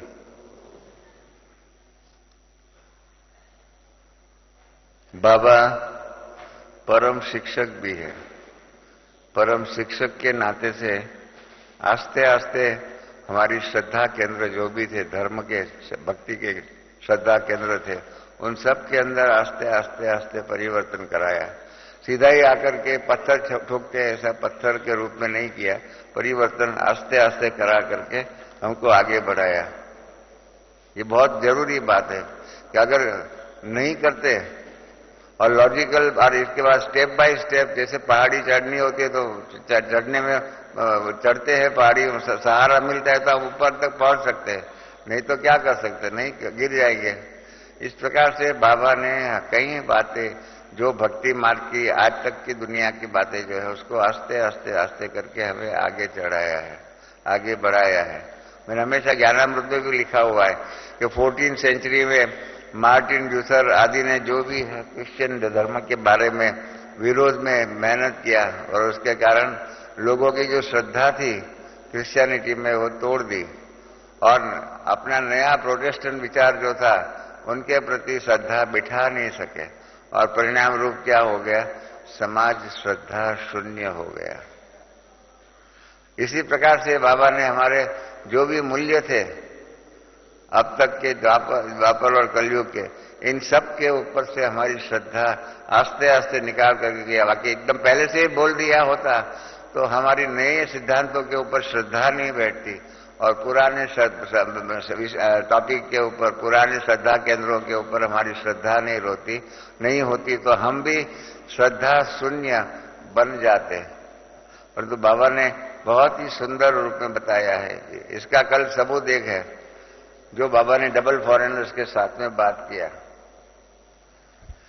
देखिए कितना डबल फॉरेनर्स को जब ज्ञान में आए, हाँ, तब बाबा ने पहले से नहीं बोला कि आपका कल्चर कैसा है, ऐसा नहीं। बाबा ने कहा बस आप बात ये सीखो कि हम आत्मा है, हम परमात्मा के संतान हैं, इस प्रकार से भाई भाई है। उस प्रकार की ही बातें कर करके हम सब के अंदर एक दूसरे के प्रति भाई भाई का दृष्टिकोण बिठाया, रंग भेद आदि सब दूर कर दिया। मुझे मालूम है, हम लोग राधी प्रकाश मणि और हम रोडेशिया गए थे, उस जमाने में वहां रंग भेद था। तो वह एक मिसेस लैंकेस्टर करके एक बहन, अंग्रेज बहन थी, वो आती थी क्लास में, वो बैठती थी, उसके बाजू में ही जो है निग्रो बहनें जो है वो बैठती थी। और हमने देखा कि प्रेम प्यार से मिसेस लैंकेस्टर और भी सब देखते थे, सुनते थे। तब हमने उस बहन को पूछा, मिसेस लैंकेस्टर को, कि आप के बाजू में ये निग्रो बैठी हुई है, आप व्हाइट स्किन वाले हैं, ये ब्लैक स्किन वाले हैं, आपके मन में भेद नहीं होता है? तो उसने बहुत सुंदर बात कही मिसेस लैंकेस्टर ने कि नहीं, अभी तो बाबा ने बताया ना हम सब भाई भाई है, या तो भाई बहन है, और इसके कारण जो पहले रंग द्वेष था, रंग भेद था ना, आप जानते हैं साउथ अफ्रीका में कितना रंग भेद हो, मंडेला, नेल्सन मंडेला आदि को कितना 26 साल जेल में रहना पड़ा, इस प्रकार की बातें थी। परंतु मिसेस लैंकेस्टर ने कहा कि अभी तो हमें मालूम पड़ गया है, हम आपस में भाई भाई है परमात्मा के नाते से और ब्रह्मा बाबा के नाते से बहन भाई है, इसलिए मुझे ये रंग भेद अभी दिखाई नहीं पड़ता है। इस प्रकार से पहले हम बच्चों में भाई भाई का संस्कार डाल करके हमारी बुद्धि के सामने जो एक पुराने द्वेष की भावनाएं जो थी, रंग भेद आदि जो भी था, वो दूर किया। उसके बाद क्या किया, कल्चर की बात कही, संस्कृति की बात कही, और बाबा ने कहा आप सब देवता संस्कृति के थे। फिर देवता के संस्कृति के बीच में उन्होंने बाबा ने डाला ब्राह्मण संस्कृति के थे। बीच में फिर बताया कि ब्राह्मण से बनने से पहले, देवता बनने से पहले फरिश्ता बनना पड़ेगा, फरिश्ता की संस्कृति डाली। और कल कल्चर के अंदर जो ब्राह्मण कल्चर जो थी बात, पिछली मुरली में भी ब्राह्मण कल्चर की बात कही है, उसके जगह पर बाबा ने एक कदम आगे का कदम उठाया और कहा कि आप सब परमात्म कल्चर के हैं, गॉडली कल्चर, परमात्म कल्चर। बहुत बड़ी बात है, बहुत गुह्य बात है। ब्राह्मण कल्चर क्या होता है, फरिश्ता का कल्चर क्या होता है, भक्ति मार्ग का कल्चर क्या होता है, और ये देवताओं का कल्चर क्या होता है, और बाबा का कल का बताया हुआ शब्द है परमात्म कल्चर। ये परमात्म कल्चर सर्वश्रेष्ठ कल्चर है। इसको अगर हम समझ जाए तो क्या हो जाएगा, हम सब के बीच में, जैसे मिसेस लैंकेस्टर के बीच में भी दिल में भी रंग भेद निकल गया और कहा कि भले निग्रो बहन है परंतु है तो मेरी बहन, मेरे को व्हाइट चमड़ी मिली है, उसको ब्लैक मिली है, उसमें और क्या है। इस प्रकार से हम सब के जीवन में बाबा ने जो कल डबल विदेशियों को कहा वो उनके अकेले के लिए नहीं है, हम सब के लिए है कि हम सब परमात्म कल्चर के हैं। देखिए बाबा ने क्या कहा है, विदेशी बच्चों को भारतवासी देख बहुत खुश होते हैं क्योंकि बाप का टाइटल है विश्व कल्याणकारी, सिर्फ भारत कल्याणकारी नहीं। तो जब देखते हो ना तो विदेशी भी अब इंडियन संस्कार वाले हो गए, तो क्योंकि सतयुग में राज्य करने वाले हो ना, अधिकारी बनने वाले हो, तो जो बाप परमात्मा कल्चर है वह बाप का परमात्मा कल्चर है वह आपका बन गया। इसलिए खुश होते हो कि हमारे भाई बहन कहाँ कहाँ चले गए थे भारत की सेवा करने के लिए, लेकिन भारतवासी बीज है, बीज आपका फॉरेन का नहीं है, पहला असली बीज भारत का है। इसलिए कहाँ कहाँ से निकलते हैं और भारत का एक कल्चर हो गया, इंडियन कल्चर नहीं परंतु परमात्म कल्चर। मेरे दिल में एक बात हमेशा ही मैंने लक्ष्य रखा हुआ कि मेरे को मुझे अगर टाइम मिले तो मैं एक किताब इसके ऊपर लिख सकता हूं कि दुनिया के अंदर अनेक प्रकार की इज्म वाद बहुत है, समाजवाद है, साम्यवाद है, डिक्टेटरशिप का वाद है, पूंजीपतिवाद है, इस प्रकार से अनेक वाद है, अनेक इज्म से, इस सब के बीच में डीटीइज्म, दैवी राज्य सत्ता और दैवी राज्य कारोबार वो सर्वश्रेष्ठ कैसे है, और जिसके आधार पर यह दैवी राज्य कारोबार या तो दैवी संस्कार या तो दैवी सभ्यता 2500 वर्ष तक इस सृष्टि पर रह सकती है। तो ये दैवी कल्चर या तो परमात्म कल्चर, अभी बाबा ने नाम दिया है परमात्म कल्चर, ये क्या है और कितना सुखदायी है, इसकी बात को बना करके दुनिया के सामने रखे। मैं जब सिंगापुर में था तो सिंगापुर यूनिवर्सिटी ने डीटीइज्म के ऊपर मेरा भाषण रखवाया, तो मैंने 2 घंटा डीटीइज्म के ऊपर क्लास उनको भाषण कराया सिंगापुर यूनिवर्सिटी में। तो उसके प्रोफेसर ने बाद में आकर के यही कहा कि मिस्टर शाह, हम बाकी सब कल्चर जानते हैं, समाजवाद क्या कल्चर क्या है और साम्यवाद क्या है, डिक्टेटरशिप क्या है, ये सब जानते हैं, परंतु आपका डीटीइज्म जो है, दैवी कल्चर जो है, उसको हम नहीं जानते। और इसलिए उसी के दृष्टिकोण से पूंजीपतिवाद में, समाजवाद में, इन सब में क्या फर्क है, उसको आप स्पष्ट करके कोई किताब लिखो तो हम आपकी किताब को हमारी यूनिवर्सिटी में टेक्स्ट बुक के रूप में इंट्रोड्यूस कर सकते हैं। इस प्रकार से लोग तैयार हैं हमारा डेटी कल्चर के बारे में, परंतु क्या करें, हमारे पास समय नहीं है, कारोबार में यज्ञ में रहते हैं व्यस्त। आप में से भी कोई इस प्रकार के जिन्होंने पॉलिटिकल इकोनॉमी अर्थात राजनीति का, कारोबार का शास्त्र जो भी है, जैसे चाणक्य था, नाम सुना होगा चाणक्य, ऐसे चंद्रगुप्त को उसने मदद किया और गुप्ता पीरियड इंट्रोड्यूस हिंदुस्तान में किया। ऐसे चाणक्य नीति आदि आदि जो भी है, इन सब को जीवन में धारण करना और इस प्रकार से समाज को श्रेष्ठ बनाने का कार्य हो सकता है। तो इस प्रकार से पॉलिटिकल इकोनॉमी समाज शास्त्र का दृष्टिकोण से आप में भी किसी में, मैं तो ओपनली आप सबको कहता हूं कि आप में से किसी को भी इसके बारे में इंटरेस्ट हो और इस प्रकार से पॉलिटिकल कल्चर के रूप में डीटीइज्म क्या है और इस इज्म के रूप में, ये वाद के रूप में देवी देवताओं का जीवन और जीवन के आधार पर बनने वाली संस्कृति और सभ्यता, क्योंकि हमने स्टडी किया हुआ है, इस सृष्टि रूपी रंगमंच पर अनेक प्रकार की सभ्यताएं आई। सुमेरियन कल्चर, इस प्रकार से अलग प्रकार के द्राविडियन कल्चर, इस प्रकार से कितने भी कल्चर आए, वो कैसे आए, कैसे गए, और उसका इतिहास है।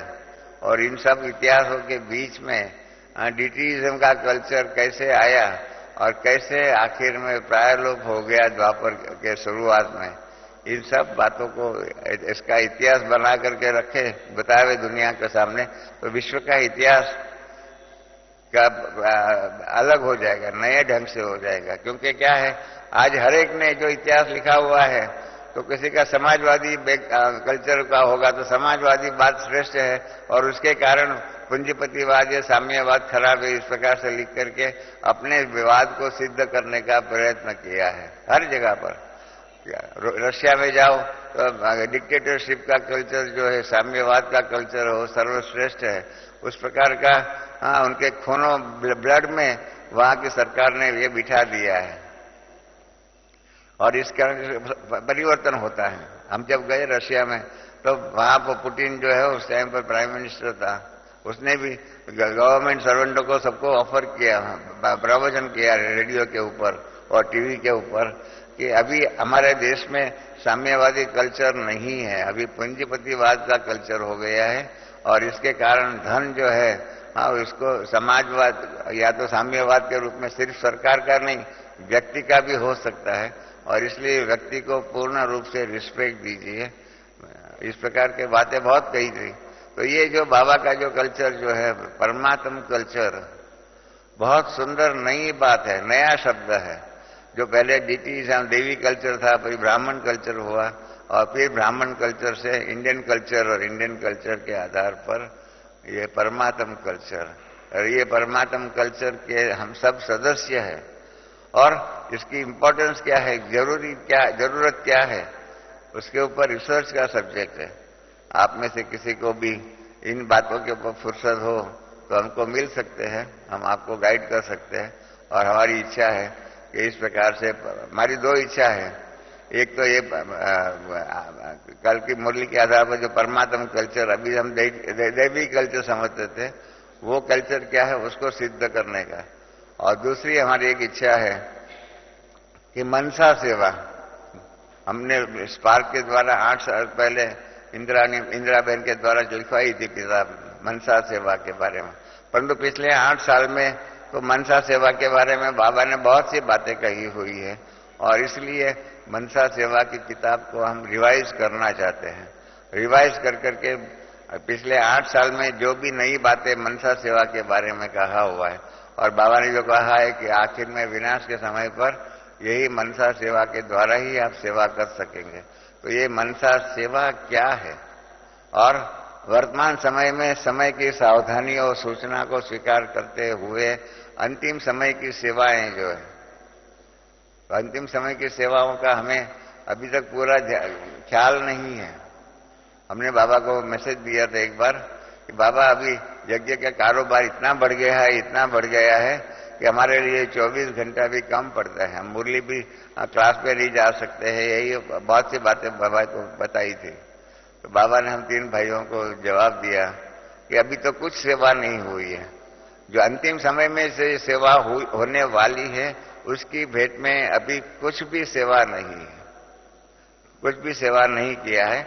आप सब अंतिम सेवा के बारे में तैयारी करके रखो, ताकि समय के आधार पर कभी भी कुछ भी हो सकता है और उस समय पर अंतिम सेवा के साधन ही काम में आएंगे। इसलिए अपने दैवी परिवार को अंतिम सेवा के साधनों से सज्ज कर करके रखिए, ताकि परिवार भी अंतिम सेवा के समय पर सबका भाग्य बनाने के लिए तत्पर रहे और सेवा करने के लिए आगे बढ़े। तो इसलिए बहुत सुंदर बातें हैं ये कल्चर की और मनसा सेवा की। आप सब में से जिसको भी इसमें इंटरेस्ट हो 2 विषय में, तो हमारे स्पार्क की ऑफिस में भी आ सकते हैं और इसके ऊपर रिसर्च के अंदर सहयोग दे, तो बहुत बहुत बहुत सेवा हो सकती है। इस प्रकार से बहुत सी सेवाओं का ख्याल हो सकता है। आज हम फालतू बातों में मेरा सेंटर, मेरा जिज्ञासु, मेरी हदें, इस प्रकार की बातों में फंसे हुए हैं। इसके बदले में ये इतनी सेवाएं, व्यापक और विशाल रूप की सेवाएं हैं, जिसके आधार जहां पर सब प्रकार के हदें जो है वो हदों से हम मुक्त होकर के श्रेष्ठ में श्रेष्ठ पद पा सकते हैं, बेहद में जा सकते हैं। बाबा ने ही कहा हुआ है कि ये सब जितने भी है, जोन्स है, विंग्स है, आदि आदि जो भी सेंटर है, वो सब सेवा के लिए, व्यवस्था के लिए बनाए हुए हैं। बाकी है सब एक बाप के बच्चे ही है, एक बाप के बच्चे हैं, उसके कारण आपस में प्रेम प्यार से ही रहना चाहिए। तो इस प्रकार की बातें हैं कि बाबा हम बच्चों को बेहद में ले जाना चाहते हैं। तो इसीलिए ऐसी ऐसी बेहद की सेवाओं के द्वारा काम करिए। जैसे यहाँ पर स्टूडियो बन रहा है, स्टूडियो के द्वारा क्या होगा कि लोगों को संदेश मिलेगा और टेलीविजन पर सुनने में आता है। तब ये तो नहीं होता है कि ये हमारा सेंटर का ये है और दूसरे सेंटर का वाले नहीं सुन सकते, ऐसा नहीं होता है। सेंटर का भेद नहीं हो सकता है, जोन का नहीं हो सकता है, यहाँ वर्गों के बीच का भेद नहीं हो सकता है। सबके लिए टीवी का साधन है, सेवा का साधन है। तो इस प्रकार से ये साधन बन रहा है। तो इसके लिए भी आप में से किसी को भी ख्याल आता हो कि ऐसे टेलीविजन की सेवा में ये सब चीजें भी बहुत काम की हैं। जैसे कल जो है आप सब तो यहाँ बैठे हुए थे, कल आस्था चैनल के ऊपर पहले 2 घंटा, पीछे 1 घंटा रामदेव महाराज का वो आया और उसके बाद अपना 2-3 घंटे का आया। इस प्रकार से शायद 5 घंटे का कार्यक्रम टेलीविजन पर आया। लाखों लोग सुनते हैं। आपको मालूम है हमारा टीआरपी रेशियो कितना है? टीआरपी रेशियो है 1500, अरे 1 करोड़ 50 लाख, 1.5 करोड़ लोग प्रतिदिन देखते हैं। अभी इसमें ताली बजाने की जरूरत नहीं है। जो लक्ष्य रखा हुआ है इस स्टूडियो के द्वारा हम ऐसी मेहनत करें, ऐसा टेलीविजन के कार्यक्रम बनाए कि हमारी पीस ऑफ माइंड चैनल या और चैनलों के द्वारा मिलकर के रोज के 15 करोड़ लोग देख सके, बाबा का संदेश सुन सके, ऐसी सेवा का साधन बन रहा है। और उसके अंदर आपका सहयोग चाहिए। तब वो 1500 करोड़ लोग, 15 करोड़ लोग जब रोज का देखेंगे तब आप दिल से ताली बजाना जरूर। ये 1500 लोग को रोज का संदेश बाबा का मिल रहा है और वो तैयार हो रहे हैं। मैं हमेशा ही कहता हूं कि हमारे ज्ञान में महाभारत अभी हो रहा है, महाभारत रिपीट यहाँ हो रहा है, ब्राह्मण भी होता है हमारे यहाँ। और आप जानते हैं महाभारत में एक था बच्चा एकलव्य, नाम तो सुना होगा। गुरु द्रोणाचार्य ने बोल दिया कि आप यहाँ नहीं पढ़ सकते हो, और उसने गुरु का मूर्ति रख करके फिर योग करना सीखा, जो भी धनुर्विद्या वो सीखा। हमारे ज्ञान में भी ऐसा ही है। हम सब अर्जुन बैठे हुए हैं, हम सब अर्जुन बैठे हुए हैं तो परमात्मा से डायरेक्ट सुनते हैं। गीता का ज्ञान किसके लिए है? हाँ, परमात्मा का ज्ञान डायरेक्ट हम सुनते हैं। हम वो सौभाग्यशाली बच्चे हैं कि परमात्मा की डायरेक्ट पालना ले सकते हैं। अभी आजकल जो टेलीविजन के द्वारा जो होता है वो उनको सुनते हैं। हाँ, तो एक भाई ने मेरे को बताया कि मैं रोज योग करता हूँ। क्या हुआ, हमारा एक दोस्त है, उस दोस्त ने बताया कि आपके ज्ञान के आधार पर मेरा तो बहुत जीवन अच्छा हो गया, परिवर्तन हो गया। हमने कहा क्या हुआ? कहा कि मेरी बाईपास सर्जरी 8 साल पहले हुई थी। 8 साल पहले मेरी बाईपास सर्जरी हुई थी। 8 साल के बाद अभी मेरे को लगा कि मेरा जो हार्ट जो है उसमें क्या क्या जो अंदर जो आर्टरीज जो होती है, जो रुकावट वाली होती है, पुरानी ब्लॉक होती है, उसको ऐसे ही रखते हैं, दूसरी नई डालते हैं और इसके आधार पर हार्ट को चलाते हैं। तो उसने चेक कराया, एंजियोग्राफी कराई। तो जिस डॉक्टर ने उनकी बाईपास सर्जरी किया था उसने देखा मेडिकली जो पुरानी जो होती है आर्टरीज जो होती है, रक्तवाहिनी जो होती है, और वो खुलती नहीं है, नहीं और जगह से काट करके अंदर लगाना पड़ता है और उसके द्वारा ब्लड का फ्लो जो है हृदय में और हृदय से बाहर जाने के लिए उसका मेहनत करनी पड़ती है। उसके बदले में उसने बताया कि मेरा डॉक्टर वो हो गया, आश्चर्य में पड़ गया कि मेरी पुरानी जो बंद थी ब्लॉक, जिसको कोई भी डॉक्टर बंद खोल नहीं सकता है, इसका आपकी वो पुरानी जो है आर्टरीज वो खुल गई है। वो कैसे खुली? तो हमारे दोस्त ने डॉक्टर को कहा कि मैं शिवानी बहन के द्वारा सिखाया हुआ योग करता हूं। तो जब उसने ऐसा कहा तो मैंने कहा कि देखिए ये है एकलव्य, क्योंकि शिवानी बहन के द्वारा सिखाया हुआ योग करता है। इसके मुख से ये नहीं निकला कि परमात्मा के द्वारा सिखाया हुआ योग मैं करता हूं। आप समझे भेद? तो इसलिए वो एकलव्य है। हाँ, है तो परमात्मा का ज्ञान, परंतु माध्यम जो है शिवानी बहन बीच में आ गई और उसके कारण उसके मुख से सहज भाव से निकल गया कि शिवानी बहन के योग के द्वारा। हमने कहा नहीं, पीछे उनको समझाया कि परमात्मा का ही है शिवानी बहन, या हम सब जो भी है वो सब निमित्त है। इसलिए आपको ये रखना चाहिए ध्यान कि हमको परमात्मा की योग की शक्ति के द्वारा हमारी जो भी आर्टरी जो रक्तवाहिनी ब्लॉक हो गई थी उसको हमने खोल दिया है। तो उसने कहा अच्छा ऐसी बात है। तो इस प्रकार से क्या है कि बाबा के ज्ञान का परिचय मिलता जाएगा लोगों को, तो आस्ते आस्ते लोग बाबा के ज्ञान का स्वीकार करेंगे। और ऐसी अनेक प्रकार की मैजिकल, जिसको कहते हैं आश्चर्यजनक चीजें हमारे जीवन में हो सकती है, बहुत सी हो सकती है। और इन सब के लिए पूर्ण रूप में श्रद्धा अगर बाबा के ज्ञान के ऊपर हो और इसके आधार पर हम बच्चों के ऊपर जो बाबा ने कहा है लास्ट, इसके पहले की 2 मुरली के पहले भी कहा, दुनिया में समस्या तो आने वाली है, पर बाबा के बच्चे जैसे वो जो है ना बच्चे बिल्ली के बच्चे उसमें रह गए और होलिका में वो बच गए, इस प्रकार से बाबा के बच्चे बाबा की गोद में बैठने के कारण, बाप के गोद के बच्चे बनने के कारण सेफ रहेंगे। तो ये सेफ भी कब रहेंगे? जब हम श्रद्धा पूर्वक बाबा के जीवन के अंदर और बाबा के ज्ञान के बारे में अपने जीवन में पुरुषार्थ करेंगे तो होगा। तो कल ये बात जो है ब्राह्मण कल्चर की, ये बात के ऊपर सोचना है आप सब, ये परमात्म कल्चर क्या है और ये सर्वश्रेष्ठ कल्चर क्या हो सकता है। फिर तो बाबा के शुरुआत की मुरली का पाठ तो आप जानते हैं, व्यर्थ संकल्प की बात बाबा ने कराई। व्यर्थ संकल्प के बारे में बाबा ने कहा कि वह व्यर्थ संकल्प जहां होगा वहां याद का संपर्क और ज्ञान का मधुर बोल, जिसको मुरली कहते वह शुद्ध संकल्प स्मृति में नहीं रहेगा। व्यर्थ संकल्प की क्या पनिशमेंट क्या होगी, क्या रिजल्ट क्या होगा? ये व्यर्थ संकल्प होगा तो क्या होगा? याद का संकल्प, ज्ञान के मधुर बोल अर्थात मुरली, जो कि वह शुद्ध संकल्प स्मृति में नहीं रहेगा। व्यर्थ और समर्थ, इन दोनों के बीच में जैसे रावण और राम के बीच में या तो अहंकार और तमो प्रधान के बातों में जो फर्क रहता है, इस प्रकार से ये रहेगा। तो ये समझना का बहुत जरूरी है कि इस प्रकार से जो भी कारोबार होता है, बाबा ने दूसरी जगह पर भी कहा है, द्वापर युग से जो पहले पहले आते हैं तो उनके संस्कार सतो प्रधान होते हैं।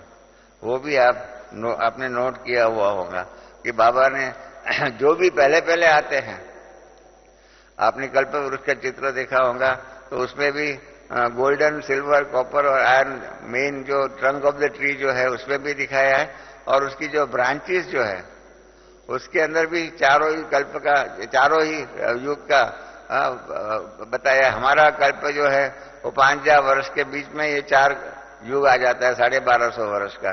परंतु बाकी क्रिश्चियनिटी फॉर एग्जाम्पल जो है उसका 2000 वर्ष है लिखा हुआ है। तो पहला 500 वर्ष सतो प्रधान, पीछे सतो, पीछे रजो, और फिर लास्ट 500 वर्ष तमो प्रधान हो जाएगा। इस प्रकार से सतो प्रधान, सतो, रजो और तमो का ही ये सृष्टि रूपी ड्रामा है, नाटक है, और उसके अंदर ये सब बातों को समझना पड़ेगा। परंतु क्या करेंगे, हम इतना समझते नहीं है, हमारे पास फुर्सत नहीं है। बाकी ज्ञान की गहराई की बातें जो है, इसलिए हमने कहा हुआ है, और अपनी दीदी मनमोहिनी को ये बात बहुत अच्छी लगती थी कि हर एक सेंटर के ऊपर स्टडी सर्कल होना चाहिए। स्टडी सर्कल के द्वारा बैठ करके आपस में मुरली के बारे में, जिसको कहते हैं विचार सागर मंथन, अंग्रेजी में कहते हैं चर्निंग, चर्निंग के रूप में, विचार सागर मंथन के रूप में कारोबार करना चाहिए। और विचार सागर मंथन के रूप में कारोबार करेंगे तो क्या होगा, ज्ञान की गहराई में जाना पड़ेगा। और दादी जानकी ने एक क्लास में कहा था कि जो व्यक्ति ज्ञान की गहराई में जाने की जिसके पास शक्ति है, जा सकता है, वो माया के तूफानों के सामने उसका अच्छे में अच्छी रीत से सामना कर सकेगा। तो इसलिए माया के सामने का जो भी तूफान आएगा उन सबको सामना करने के लिए अपने में विचार सागर मंथन कर करके अपने पांव पर खड़ा होना बहुत बहुत बहुत बहुत जरूरी है। कहाँ तक हम औरों की राय लेते रहेंगे? हम भी राय बहादुर बन सकते हैं, आगे बढ़ा करके कारोबार कर सकते हैं, क्योंकि समय के साथ साथ सब बातों में परिवर्तन होता है। आपको मालूम है, एक हंसी की बात सुना हो। अभी पहले हम मानते थे, हम बाबा ने, ब्रह्मा बाबा ने भी हमारी पहली सेवा की मीटिंग का उद्घाटन किया तो बाबा ने कहा कि बाबा जो है चूहों की मीटिंग में आया हुआ है। तो हम सब ने कहा बाबा हम चूहे कहाँ से हैं? तो कहा चूहों ने नक्की किया कि बिल्ली के गले में घंट बांधना चाहिए, बिल्ली के गले में घंट बांधना चाहिए। तो परंतु ये नक्की नहीं किया कि कौन घंट बांधेगा, और इससे बात ऐसे ही रह गई। इसलिए आज तक कोई किसी ने बिल्ली के गले में घंट नहीं बांधा। इसी प्रकार से बच्चे भी मुझे ही डायरेक्शन देते हैं, बाबा ऐसा होना चाहिए, ऐसा होना चाहिए, ऐसा होना चाहिए। जैसे कि बाप में अक्ल नहीं और बच्चों में ही अक्ल है। तो ये पुराने जमाने की बात हो गई कि बिल्ली के गले में घंट कौन बांधेगा। अब के जमाने में एक लेखक ने अभी लिखा है कि अभी के जमाने में चूहे क्या करेंगे, चूहे जो बिल्ली जहां से पानी पीती है ना, वहां सेडेटिव, नींद आ जावे ऐसी दवाई उस पर डाल देने का, और बिल्ली वो पानी पिएंगी, उसको नींद आ जाएंगी। जैसे ऑपरेशन होता है और कैसे नींद आती है, ऐसे वो सेडेटिव के द्वारा उसको नींद आ जाएंगी, और फिर चूहे जाकर के उसके गले में घंट बांध देंगे। क्या है, समय समय के साथ साथ लोग भी अनेक प्रकार की बातें लिखते हैं। कल ही हमारे पास एक समाचार आया, मैं एक हंसी का समाचार आपको बताता हूं। एक जोक है, एक ने पूछा सीता क्यों वन में चली गई राम के साथ, क्यों चली गई? आप सभी सोचेंगे राम के साथ पत्नी थी, उसके लिए नाते से गई, तो उर्मिला को भी जाना चाहिए, लक्ष्मण की पत्नी है वो भी जानी चाहिए, वो नहीं गई और सीता क्यों गई? तो बहुत सुंदर हंसी का जवाब दिया हुआ है, बहुत सुंदर हंसी का जवाब। वो भाई ने कहा कि घर में एक सास होती है ना तो बहू बेचारी थक जाती है, एक सास का हुक्म सुनने के लिए इन सब बातों के कारण एक सास का भी होता है कारोबार तो थक जाती है। तो उसके घर में तो 3-3 सास थी, तो 3 सास वाली बहू क्या करेंगी? जंगल में नहीं चली जाएंगी तो कहां जाएगी? इस प्रकार से लोग जो है समय के साथ साथ नई नई बातें करते रहते हैं, बताते रहते हैं। उसी के साथ साथ हमें भी हमारे ज्ञान की खूबियों को भी नए नए स्वरूप के रूप में दुनिया के सामने रखना चाहिए, और बाबा यही कर रहा है। पहले दैवी कल्चर कहा, ब्राह्मण कल्चर किया, फरिश्ता कल्चर किया, और कल अभी बाबा ने परमात्म कल्चर करके बताया तो इस प्रकार से बाबा जिस स्पीड से, जिस रफ्तार से यज्ञ को आगे बढ़ा रहे हैं, इस रफ्तार से हमें आगे बढ़ना ही चाहिए। हमने अभी भी देखता हूं मैं कई सेवा केंद्र के भाई बहन अभी भी साधारण पुरुषार्थ के रूप में काम कर रहे हैं और यज्ञ जो है फुल स्पीड में आगे बढ़ रहा है। कल जो बाबा ने यज्ञ और सेवा केंद्रों के बीच का संबंध की बात इसलिए कही कि यज्ञ फुल स्पीड में आगे बढ़ रहा है। टेलीविजन की चैनल बना रहे हैं, स्टूडियो बना रहे हैं और फिर सोलार की बातें कर रहे हैं इस वक्त, और भी रहने के लिए 3000-4000 लोग का संजय पार्क में बना रहे हैं। इस प्रकार से यज्ञ फुल स्पीड में आगे बढ़ रहा है और उसी के स्पीड के साथ साथ हमारे जोन्स और हमारे बाबा के विंग्स इसके स्पीड के साथ साथ अपने भी स्पीड की रफ्तार नहीं करेंगे तो यज्ञ बहुत आगे बढ़ जाएगा, ये हकीकत है। और फिर इसी के कारण क्या होगा, यज्ञ और सेवा केंद्र, यज्ञ और जोन के बीच में दरारें पड़ेंगी क्योंकि यज्ञ बहुत आगे बढ़ गया और हमारे सेंटर में आने वाले या जोन में आने वाले जो भी है वो फिर पीछे के पीछे रह जाएंगे और गैप जो है दोनों के बीच में इतना बड़ा हो जाएगा कि बाद में इस जो भी गैप बन जाता है, जो बीच में खड्डा आ जाता है, इस प्रकार से इसको दूर करने में बहुत टाइम लगेगा। और इसलिए बाबा ने कल इशारा दिया कि आप अपने पुरुषार्थ को यज्ञ की स्पीड के साथ साथ उसकी मुसाबत करके आपको आगे बढ़ना है और खुद को भी आगे बढ़ना है और यज्ञ को भी आगे बढ़ाना है। यज्ञ रक्षक भी है और यज्ञ रक्षक पहले हो, पीछे सेवा केंद्र रक्षक हो। इस प्रकार से बाबा ने कल ये जो कंट्रोवर्सी थी, मैं समझता हूँ कल की मुरली का मुख्य केंद्र बिंदु यही था कि यज्ञ रक्षक बनो, सिर्फ सेवा केंद्र रक्षक नहीं, सेवा केंद्र भी बनो क्या रक्षक, यज्ञ के रक्षक भी बनो। और इसके लिए ही 4 नए सब्जेक्ट कल बाबा ने फिर से दिया, तन मन धन और सेवा। इन चारों के माध्यम के द्वारा, जैसे ज्ञान योग धारणा और सेवा के द्वारा हमें अपना पुरुषार्थ बढ़ा रहे हो, स्व का पुरुषार्थ, इस प्रकार से इस तन मन धन और सेवा के द्वारा यज्ञ को भी आगे बढ़ाने का कर्तव्य और यज्ञ की रक्षा करने का कर्तव्य हम सब ब्राह्मणों का है। ऐसा कल शिव जयंती के दिन 75वीं शिव जयंती के रूप में हम सबको ये नई बात बाबा ने सिखाई है। अब जो जितना आगे बढ़ेगा इतना पाएगा। बाबा ने तो कहा है कि हिम्मत है बच्चे, तो मदद है बाप, और उसके विघ्न नहीं आ सकते, सब कुछ बताया है कल। वो तो आप सरल बातें थी, वो तो आप सबने पढ़ लिया होगा, इसलिए मैंने उसको टच नहीं किया। ये जो 4-5 बातें जो मुख्य बातें थी वो मैंने आपको बताने का प्रयत्न किया है। बाकी तो फिर भी जैसे बाबा ने कहा ना, इस प्रकार से बाबा की फर्ज है, हम बच्चों की फर्ज है, यज्ञ की भी फर्ज है कि यज्ञ और जोन्स, यज्ञ और सेवा केंद्रों के संबंध बहुत स्मूथ रहे, मक्खन के माफिक रहे, स्मूथ रहे तो अच्छा रहेगा। और इसी के साथ समय हो चुका है, इसलिए हम समाप्त करते हैं। 2 मिनट बाबा की याद में बैठ करके हम फिर आज का सुबह का क्लास पूरा करेंगे। ओम शांति।